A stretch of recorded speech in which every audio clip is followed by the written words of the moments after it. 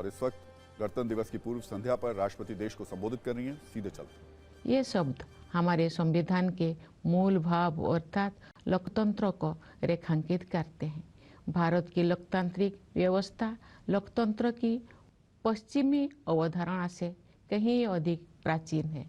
इसीलिए भारत को लोकतंत्र की जननी कहा जाता है। एक लंबे और कठिन संघर्ष के बाद 15 अगस्त 1947 को हमारा देश विदेशी शासन से मुक्त हो गया, लेकिन उस समय भी देश में सुशासन तथा देशवासियों में निहित क्षमताओं और प्रतिभाओं को उन्मुक्त विस्तार देने के लिए उपयुक्त मूलभूत सिद्धांतों और प्रक्रियाओं को स्वरूप प्रदान करने का कार्य चल ही रहा था।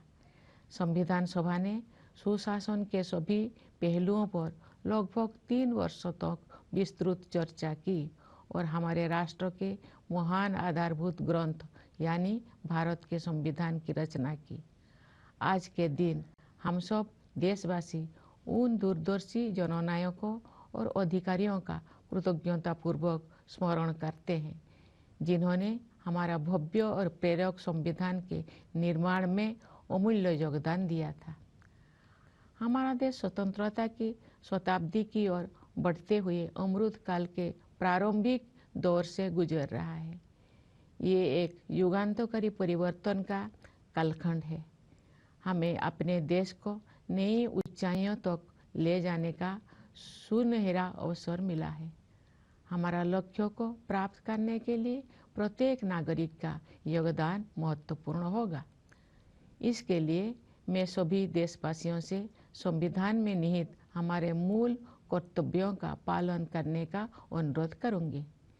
ये कर्तव्य आज़ादी के 100 वर्ष पूरी होने तक भारत को एक विकसित राष्ट्र बनाने की दिशा में प्रत्येक नागरिक के आवश्यक दायित्व है। इस संदर्भ में मुझे महात्मा गांधी का स्मरण होता है। बापू ने ठीक ही कहा था, जिसने केवल अधिकारों को चाहा है, ऐसे कोई भी प्रजा उन्नति नहीं कर सकी है। केवल वही प्रजा उन्नति कर सकी है जिसने कर्तव्यों का धार्मिक रूप से पालन किया है। मेरे प्यारे देशवासियों, गणतंत्र दिवस हमारा आधारभूत मूल्यों और सिद्धांतों को स्मरण करने का एक महत्वपूर्ण अवसर है। जब हम उनमें से किसी एक बुनियादी सिद्धांतों पर चिंतन करते हैं तो स्वाभाविक रूप से अन्य सभी सिद्धांतों पर भी हमारा ध्यान जाता है।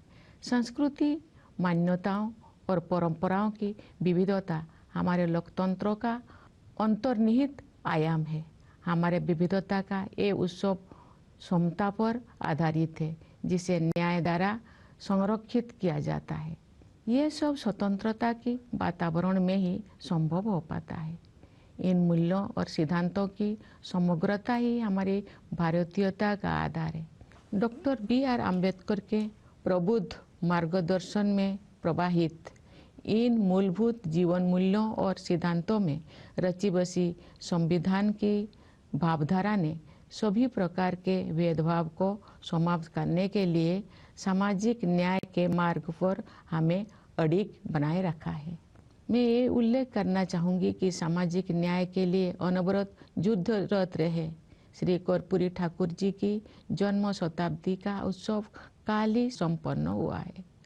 कर्पूरी जी पिछड़े वर्गों के सबसे महान पक्षकारों में से एक थे, जिन्होंने अपना सारा जीवन उनके कल्याण के लिए समर्पित कर दिया था।